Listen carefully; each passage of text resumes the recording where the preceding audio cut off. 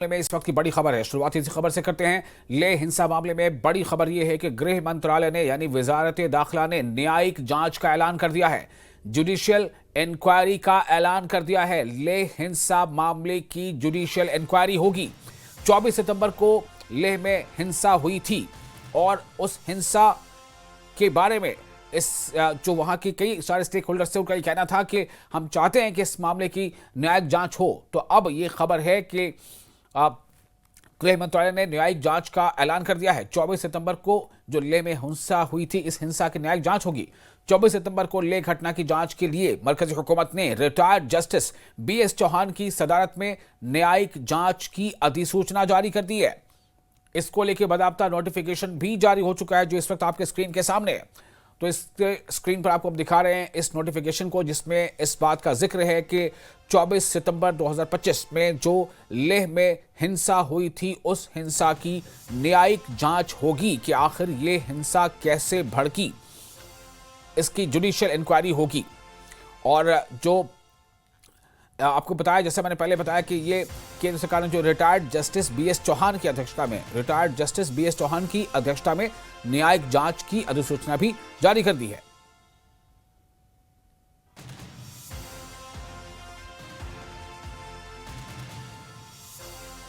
तो 24 सितंबर 2025 को लेह में जो हिंसा हुई थी, दरअसल जो लगातार वहां पर लेह के लोग यानी लद्दाख के लोग जो मांग कर रहे थे मरकजी हुकूमत से और अपनी मांगों के हक में वहां सोनम वांगचुक धरने पर बैठे थे। और धरने पर बैठे हुए होने के दौरान 24 सितंबर को ही किस तरह से ये अचानक हिंसा भड़क उठी और उसके बाद फिर आनन फानन सोनम वांगचुक ने अपने धरने को खत्म करने का ऐलान किया, लेकिन तब तक बहुत देर हो चुकी थी। हिंसा वहां भड़की। हिंसा भड़कने के नतीजे में काफी वहां तोड़फोड़ हुई। बीजेपी के दफ्तर को भी आग के हवाले कर दिया गया था। और इस बीच वहां जो हिंसा हुई है उसमें गोलियां भी चली, जिसके नतीजे में 4 लोगों की मौत हो गई। तो ये सारा कुछ हुआ था। ये उस दिन की ही झड़पों की कुछ तस्वीरें आपको अपनी स्क्रीन पर देख पा रहे हैं। और अब ये खबर है कि 24 सितंबर 2025 में जो लेह में जो हिंसा हुई थी, उस हिंसा के मामले की जुडिशियल इंक्वायरी होगी। गृह मंत्रालय ने इस बारे में अधिसूचना जारी कर दी है।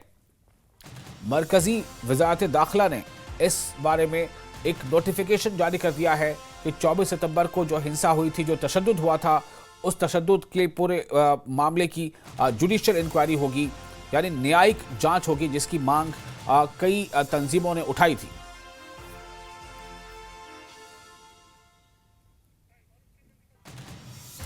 और इस वक्त सीधे हम लोग करते हैं अपने रिपोर्टर मोरूप स्टांजन का, जो हमारे साथ लेह से जुड़ रहे हैं। मोरूप, ये खबर कितनी बड़ी है और ये जो जुडिशियल इंक्वायरी की मांग उठ भी रही थी कई फ्रंट से, कई एनजीओज की तरफ से, कई संगठनों की तरफ से, कई तंजीमों की तरफ से, तो क्या अब इस बारे में नोटिफिकेशन जारी होने से लोगों को एक इत्मीनान हुआ?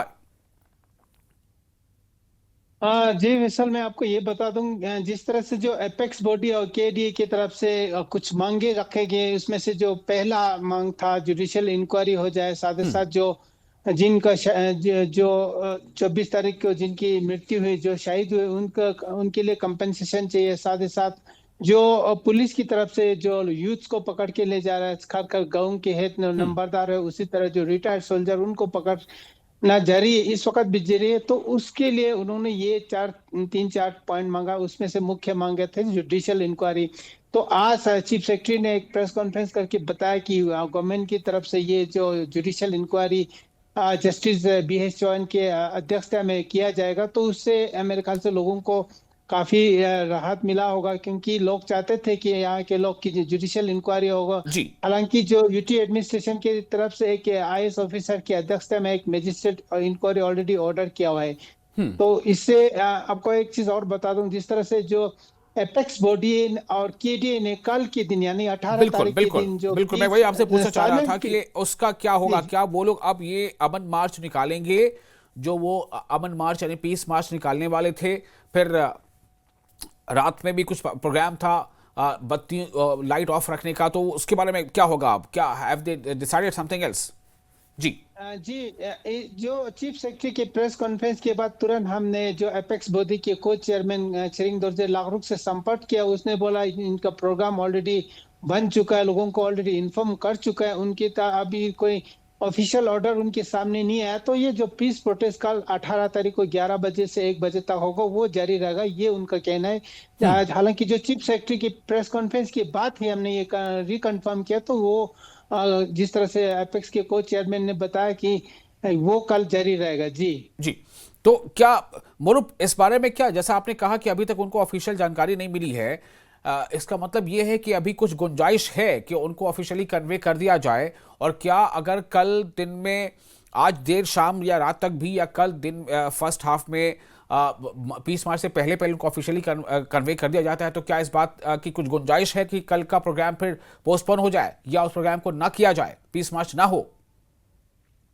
अभी आपको बता दूं कि जहां तक हमने कंफर्म किया वो उस प्रोग्राम पर स्टैंड है। जिस तरह से मार्शन ने भी दिन दिन में अनाउंस किया, वो कल उनके सपोर्ट में बन रहेंगे। तो अभी जो मैसेज ऑलमोस्ट जो हर जगह जा चुका है, तो आपको ये भी बता दूं कि लद्दाख के ऐसे कुछ कुछ गांव हैं जहां पर नेटवर्क की कमी है, तो उनको ऑलरेडी इंफॉर्मेशन हो चुका है। तो हालांकि कंफ्यूजन काफी रहने वाला है, लेकिन हम्म। मुझे उम्मीद है कि देर शाम तक या तो ये एपेक्स और केडीए रिकन्फर्म करेंगे कि वो जारी रहेगा, या कुछ लोगों को मैसेज के द्वारा पहुंचाया जाएगा। क्योंकि चीफ सेक्रेटरी के प्रेस कॉन्फ्रेंस के बाद काफी लोगों का सवाल उठने लग गया, जी। खासकर सोशल मीडिया पे, कि क्या पीस प्रोटेस्ट होगा कि नहीं, ये एक बड़ा सवाल है। तो हालांकि एडमिनिस्ट्रेशन की तरफ से इशारा दिया कि अब हमने जुडिशियल इंक्वायरी दे दिया, जो आप मांग कर रहे, तो पीस प्रोटेस्ट नहीं होना चाहिए, ये उनका कहना था, जो चीफ सेक्रेटरी डॉक्टर पवन कुरवाल लेकिन का। मोरूप, जैसा अभी आप कह रहे थे कि जो अपेक्स बॉडी ने 20 मार्च का जो ऐलान किया था,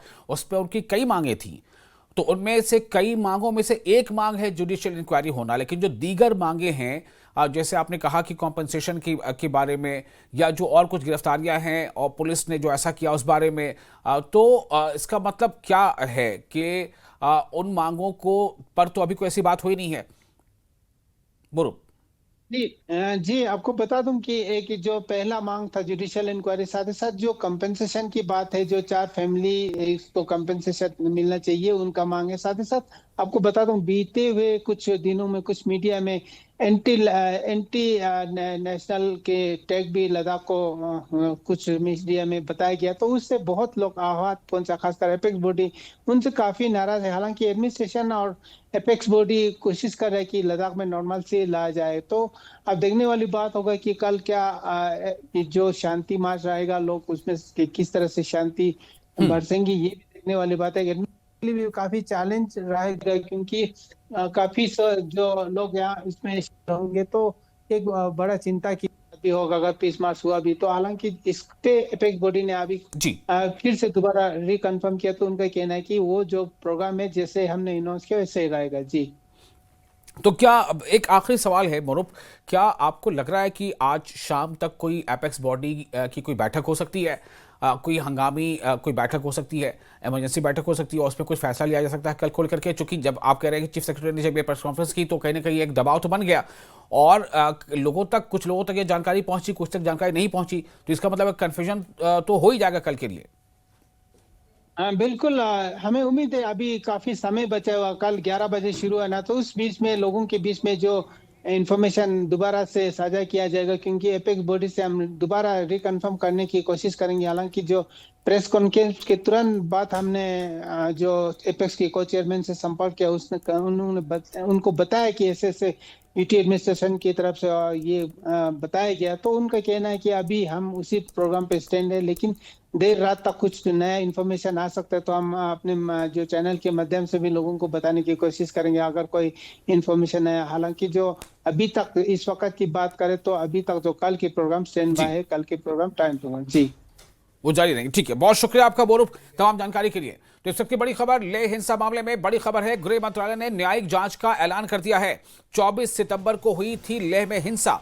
24 सितंबर लेह घटना की जांच के लिए, लेह हिंसा की जांच के लिए मरकजी हुकूमत ने रिटायर्ड जस्टिस BS चौहान की सदारत में न्यायिक जांच के लिए अधिसूचना भी जारी कर दी है। अब सवाल यही पैदा हो रहा है कि क्या जो अगले दिन, यानी कि 18 अक्टूबर को जो प्रपोज्ड 20 मार्च था, क्या वो 20 मार्च अब भी होगा, या वो 20 मार्च नहीं होगा, बोलते भी हो जाएगा? इस बारे में जो हमारे रिपोर्टर ने बताया कि अब तक की जानकारी के मुताबिक वो प्रोग्राम जो 18 अक्टूबर के लिए तय है उसमें कोई रद्दो बदल नहीं किया गया है।